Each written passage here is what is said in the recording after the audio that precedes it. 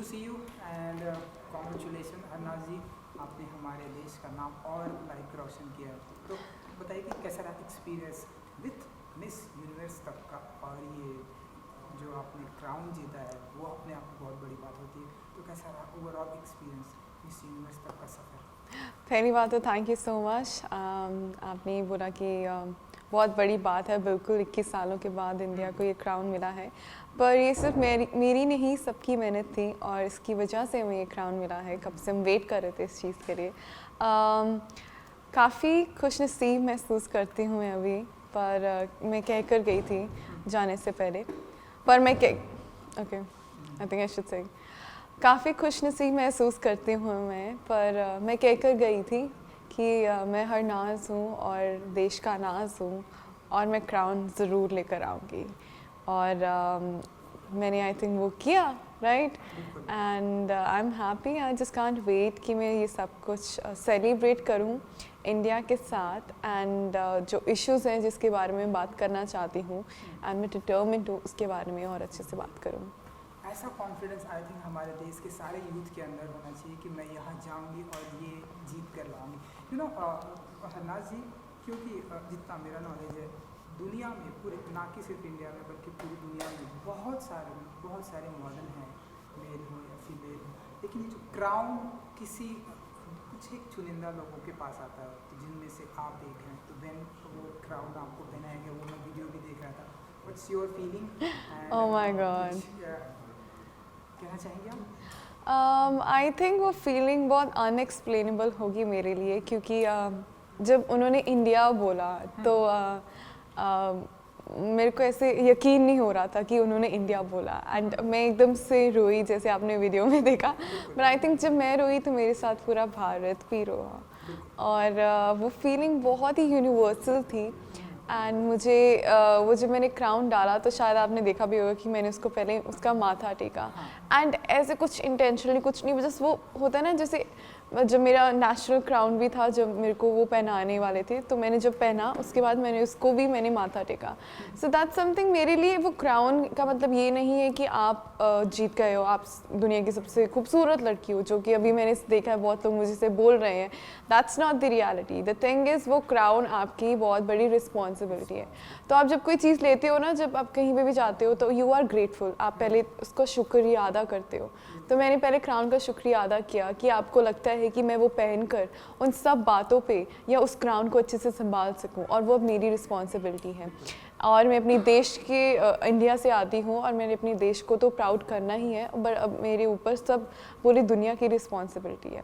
तो जब उन्होंने वो पहनाया तो मुझे तब से ही वो रिस्पॉन्सिबिलिटी महसूस हो गई थी, और मैंने बोला अपने आप को कि हाँ, अब तो जो करना चाहती है वो अब तो करेगी, and now it's happening in your life. Harnaaz ji, मैं आपसे जानना चाहूँगा कि ये बचपन से आप ऐसे पार्टिसिपेट करना चाहती थी, या बचपन से आप ऐसे मिस यूनिवर्स, मिस इंडिया, इन सब प्लेटफॉर्म को ज्वाइन करना चाहती थी, या कब आपके दिमाग में आया कि मुझे ये ज्वाइन करना चाहिए, या कैसे? हाँ जी, अब वैसे मैंने बचपन से कभी नहीं ऐसा सोचा था कि मैं मिस यूनिवर्स के लिए जाना चाहती हूँ, क्योंकि छोटे होते मुझे पता भी नहीं था मिस यूनिवर्स क्या होता है। पर जैसे मैं बड़ी होती रही और मैंने इंस्पिरेशन देखी सुष्मिता सेन मैम से, लारा दत्ता मैम से, एंड प्रियंका चोपड़ा से, मुझे ये रियलाइज़ हुआ कि मैंने भी इनके जैसे बनना है। यू नो, कि जिस वे में इन्होंने मुझे इंस्पायर किया है, मैं भी किसी लड़की को ऐसे इंस्पायर करना चाहती हूँ, किसी को भी, कि अपने आप पर हमेशा यकीन रखो और सब कुछ आपको मिलेगा अगर आपके नतीजे, आपकी जो नीयत है वो साफ़ है। तो ऐसे ही मैं मतलब मुझे अच्छा लगा जब मैंने रियलाइज़ किया, मेरे को ये पता चला कि मैं एक्टिंग भी कर सकती हूँ, मुझे एक्टिंग करना बहुत पसंद है, एंड मैंने ये भी देखा कि I can become a model also. So ऐसे ही धीरे धीरे मैंने अपने आप को एक्सप्लोर किया कि हाँ, मुझे ये करना अच्छा लगता है। जब आपको एक बार आपके अंदर वो जज्बा आ जाता है ना कि मैं ये करके दिखाऊंगी अपने लिए, तो फिर आपको दुनिया में कोई नहीं रोक सकता। सो वो एकदम से आया when I was 17 years of the as.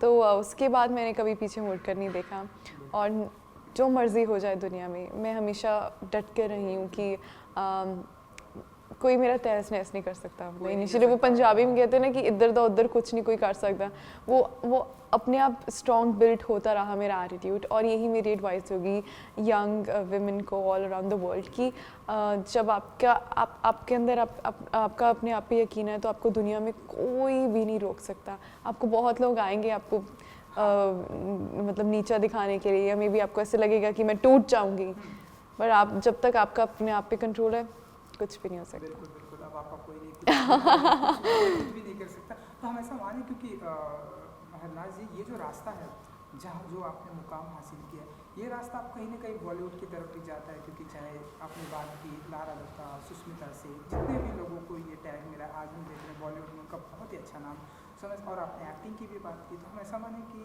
अब हरनाज जी जो है इसके बाद ये 1 साल तक का जो भी प्रोसेस है उसके बाद अब आप एक्टिंग में हम आपको देखेंगे ऐसे कुछ? Well, it's too soon to describe that how my future will look, to be honest, क्योंकि अभी कुछ भी नहीं पता है क्या होगा ज़िंदगी में। But being an actor, I am looking forward, जो भी होगा, let's hope for the best, to be honest. But acting हमेशा मेरा passion रहा है, और मैं एक्टिंग के थ्रू लोगों को इंस्पायर करना चाहती हूँ, क्योंकि आज की दुनिया में सब एक्टिंग से बहुत इंटिमिडेटेड फील करते हैं, बहुत उनको ऐसा लगता है कि काश हम भी उस कैरेक्टर में होते, काश हम भी उस मूवी में होते। तो पता है हमें कैसे सबको इन्फ्लुएंस करना है, और अगर है वो कला तो आप उसको यूज़ करो सही ढंग में, एंड ये प्लेटफॉर्म से अपने दिल की भी सुनो और लोगों को इंस्पायर भी करो। So let's hope for the best. बिल्कुल बिल्कुल। सो आपका favourite actor? Shahrukh Khan. And female? Deepika Padukone. I think best Om Shanti Om duo मुझे काफ़ी अच्छा लगता है। Not only acting, it's not only about on screen वो कैसे हैं, बट ऑफ स्क्रीन भी वो कैसे हैं। मेरे लिए हमेशा मैं हमेशा जब आर्टिस्ट को देखती हूँ एज एन ऑडियंस और एज एन एक्टर, तो मैं उनको उस ढंग से देखती हूँ कि ऑन स्क्रीन ही नहीं ऑफ स्क्रीन भी वो कैसे हैं। तो उनका दोनों का जो एटीट्यूड है वो काफ़ी डाउन टू अर्थ रहा है, और जिस ढंग से उन्होंने अपने आप को क्रिएट किया है, अपना ऑरा, एंड हर चैलेंज को उन्होंने फेस किया है, आई थिंक वो हम सबको सीखना चाहिए।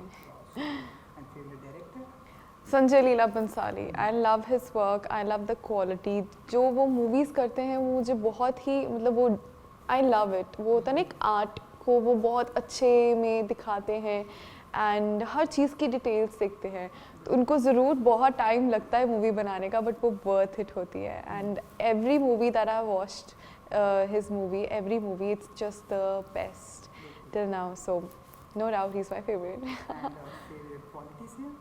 Oh God, I think that is no favorite in that, to be honest. I'm sorry to say that, क्योंकि सबके opinions different होते हैं, and I think especially I would like to encourage the youth कि वो भी part लें इस चीज़ में, क्योंकि आप अपनी दुनिया का आप अपनी देश का भविष्य हो, तो आपको पता होना चाहिए आपके देश में क्या हो रहा है। तो आप बनो अपने यूथ आइकॉन, आप अपने आप बनो स्पीकर, क्योंकि हर इंसान बहुत अच्छा स्पीकर है, बस उसको ढूंढना है किसकी एबिलिटीज़ क्या है। हाल फिलहाल में कोई फिल्म आपने ऐसी देखी जो आपको बहुत इंस्पायर हो, क्योंकि आपको एक्टिंग पसंद है इसलिए जो आपको बहुत ही इंस्पायर? आई थिंक जो मेरी फेवरेट मूवी अभी तक की रही वो मैरी कॉम है। द वे उन्होंने, क्योंकि मैं हमेशा विमेन एम्पावरमेंट पे बात करती हूँ, सिर्फ बात ही नहीं, I have seen that closely, और मुझे पता है कि मैंने क्या ब्रेक करना है वो स्टेरियोटाइप। तो वो मैरी कॉम मुझे बहुत इंस्पायरिंग लगती है। दंगल भी है, बट वो होता है ना कि जैसे हर मूवी अपने आप में अच्छी है, दंगल अपने आप में मुझे बहुत अच्छी लगती है, और मैरी कॉम अपने आप में। तो जब भी वो गाना है ना, दिल ज़िद्दी है, आई थिंक वो हर इंसान में वो उसका दिल है वो ज़िद्दी, बस उसको ढूंढना है कि वो किस चीज़ के लिए ज़िद्दी है, और जब वो ज़िद पकड़ लेता है तो वही बात, कुछ नहीं, उसका कोई नहीं कुछ उखाड़ सकता। बिल्कुल, एंड जब वो ज़िद पकड़ लेता है तो हमारे सामने हरनाज प्रेजेंट होती हैं। सो क्योंकि आप चंडीगढ़ पंजाब से आती हैं हरनाज जी, इसलिए मैं आपसे जानना चाहूँगा कि आपको आपके स्टेट के लिए अगर कुछ करने का मौका मिला, लाइक चंडीगढ़ के लिए अगर आप जहाँ से आप आती हैं कुछ करने का मौका मिला, कुछ ऐसे बदलाव लाने का मौका मिला, तो वो क्या कुछ होगा जो आप चाहती हैं कि आपके गांव में, आपके होम टाउन में? Well definitely talking about the women empowerment, सिर्फ मेरी कम्युनिटी में ही नहीं, पूरे दुनिया में, क्योंकि I think right to education, right to work is important. उसके साथ साथ right to choose your own partners बहुत ज़रूरी है, और ये हमें उनको समझाना है इसका मतलब क्या है, क्योंकि सबको पता है कि हमारी लेजिस्लेशन पावर कंट्री की सबसे स्ट्रॉन्ग है, we have the lengthiest constitution, but हमें एग्जीक्यूट करने के लिए इंडिविजुअल्स को समझाना पड़ेगा। उसके बारे में मैं ज़रूर बात करूँगी, but let's be practical. Climate change के बारे में भी मैं बात करना चाहूँगी क्योंकि आई थिंक वो बहुत ही ऑब्वियस है, उसको ये नहीं मैं कहूँगी कि ये एडवोकेसी है मेरी, क्योंकि वो हर इंसान की एडवोकेसी होनी चाहिए ऐसे। तो Chandigarh is a very clean and beautiful city, तो वहाँ से मैं सिखवाना चाहती हूँ सबको, जैसे Chandigarh is very organised, Chandigarh is very clean, तो बाकी सिटीज़ में, बाकी कंट्रीज़ में, maybe a lot of countries like Israel में हम गए थे, तो Israel is doing a lot of great things towards climate change, और हमें उस कंट्री से सीखना चाहिए। बट अगर मैं इंडिया के बीच में रहकर बताऊँ कि चंडीगढ़ से हमें क्या सीखना चाहिए, रादर देन मैं ये कहूँ कि चंडीगढ़ में क्या बदलाव आना चाहिए, तो आई थिंक वो क्लीन ब्यूटीफुल सिटी कैसी है उस पर हमें सीखना चाहिए। फूडी हैं आप? लव, पूरा रज के खाना खाना पसंद है। Oh wow, favorite foods? ऐसे जो I think now everybody knows that, but let me tell you one more dish which I love. Makhi di roti sarson da saag is surely my favorite, and rajma chawal. So I think वो सबके favorite है। हमारा भी favourite है। Wow. क्योंकि हरना जी अभी आप तो आपकी लाइफ की जर्नी स्टार्ट हुई है, अभी हम ऐसे बहुत सारे आपके स्टेप बाय स्टेप ऐसे दुनिया देखेंगे। सो ऐसे Mumbai sorry India and India के बाहर पूरे ऑल ओवर वर्ल्ड अब आप ट्रैवल करने वाली हैं, तो अगर आप कुछ बता सकें कि आपको ऐसी कौन सी जगह पर जानी है जो आपकी फेवरेट है, जहाँ पर आप जाना चाहते हो? जाना चाहते हैं? इसराइल मेरी एक ड्रीम डेस्टिनेशन थी। जहाँ पर आपने क्राउन जीता बिल्कुल इन द होली लैंड, तो थैंक गॉड मेरा वो फुलफिल हो गया। अपार्ट फ्रॉम पेरिस जहाँ आई थिंक सब जाना चाहते हैं, मुझे अपना भारत भी बहुत पसंद है, सो ऐसा नो ऑफेंस, बट मैं जापान ज़रूर जाना चाहती हूँ क्योंकि उनकी जो टेक्नोलॉजी इतनी एडवांस्ड है एंड वो इतने फोकस्ड है वहाँ पर, you know they respect time and I think time is timeless. तो वो मैं वहाँ पर जाके देखना चाहती हूँ कि वो कैसी टेक्निक्स यूज़ करते हैं, और उनसे कुछ सीख कर मैं उसको आगे ही आगे जिस कंट्री में जाती रहूँगी उससे कुछ सीख कर और नेक्स्ट कंट्री को पास करूँगी, उनसे कुछ सीखकर नेक्स्ट कंट्री को पास करूँगी। I think it's never enough, क्योंकि हर कंट्री से मुझे कुछ ना कुछ सीखने को मौका मिलेगा, और मौका मिले तो पूरी दुनिया घूमना चाहूँगी मैं। यू नो नाजी, क्योंकि आपने बताया कि एक्टिंग में हम आपको देखेंगे, आई विश कि जब ये आपका सारा प्रोजेक्ट खत्म होने के बाद हम आपको एक्टिंग में देखेंगे। इसके अलावा और किन किन चीज़ों का शौक रखती है, लाइक सिंगिंग का? बिल्कुल, मुझे सिंगिंग का बहुत शौक है। मैं अपने आप को एज अ प्रोफेशनल सिंगर नहीं बुलाती हूँ, शौक से ही मैं सिंगिंग करती हूँ। One second, sorry. मैं अपने आप को एज अ प्रोफेशनल सिंगर तो नहीं बुलाती हूँ, बट मुझे सिंगिंग करने का बहुत शौक है। मुझे कपलेट्स शायरी लिखने का बहुत शौक है। मिमिक्री मुझे लगता था एक मेरा हिडन टैलेंट है, बट आई थिंक वो सबको पता चल गया।